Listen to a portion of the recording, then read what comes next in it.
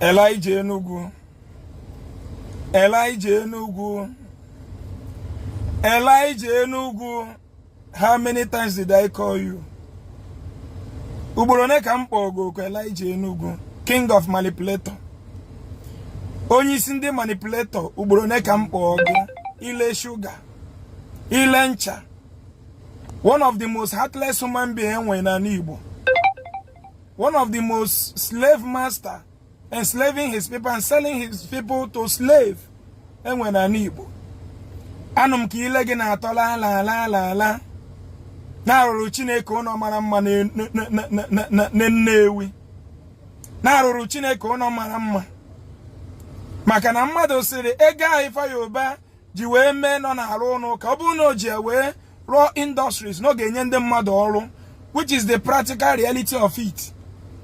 Ibieze na agwa ndị mmadụ na ruru Chineke nyere anyị ndụ ụnọ mara mma. Factory ọka ụnọ Chineke mkpa. Na-eni ihe na-akọ eri. Na-eni ihe na-akọ eri na 21st century. Japan ji industry mere everywhere alụ.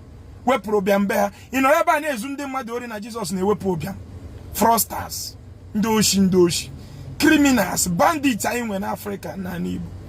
Na-eni ihe na-akọ eri. So Chineke kere Japan, ke Malaysia, ke Indonesia, ke UK, ke France, ke Dublin, ke ihe niile country nne nọ n'ụwa ke UAE, ke na-arụrụ nọ mara mma na Nigeria.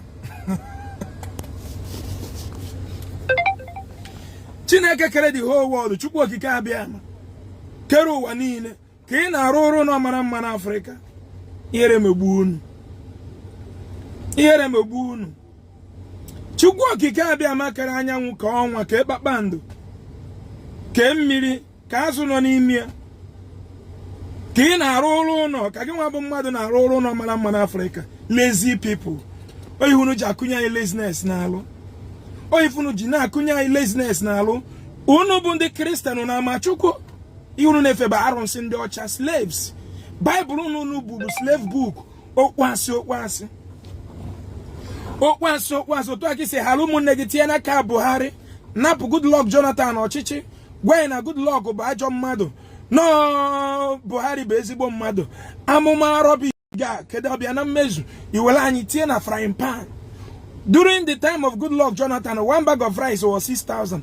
Buhari bịa ebugo ya at 5,000. Buhari mụta Tinubu ebugo ya 100,000. Recently like ọ gbadata to 45 or 50. Mmadụ kwu eziokwu, ịkanta eziokwu mmadụ kwuru wite okwu asị. Mmadụ kwu eziokwu, brainwash ụmụaka ị na-anaka ego. Arinze Chukwu okike abịa ma ndị ba ya emepega anya. Yesterday I made a Masquerade Festival. And when we were crusade in a village, I shake my community. Ka yesterday Masquerade Festival. Unwese kanju mi bonine. Crusade in a December na different villages in an Igbo. Or when ke shake your village, your community Masquerade Festival. Oh, given a youth to Gonola. Nda nejezo kaketa bunda really nda need help.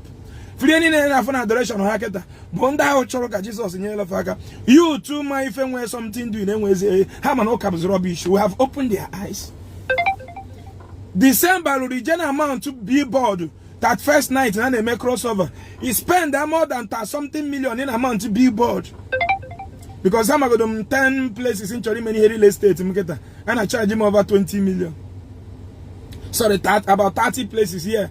10 in 3 states. And I charge him over 20 million. Man, that billboard is spread in Enugu is above 30 in number. Spend over 30 million. Why not eat better Chineke guy in a roll on? We are coaching up in the mado. Je, can the mother manning crusade? No, he follow due process. Raw signboard, do can the mother manning with a crusade? Otuaka one night working when Obune Jega follow due process, raw factory. Nande mother get what all I go and kidnapping Anna, Manawi and Echunu. Nigeria them business maybe. So when I need a grandfather or pastor, Nigeria them. And that is why Chukuna Jani Jataru now.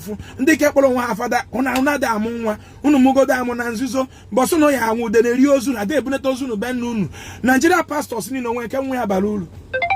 Tell me one Nigerian pastor that their children have make it. Show me one Nigerian pastor where in child they don't make them. Mention one.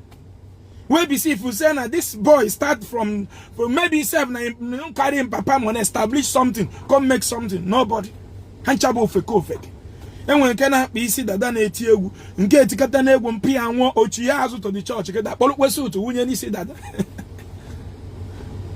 Bolu mo fonye all these big men and Nigeria pastor.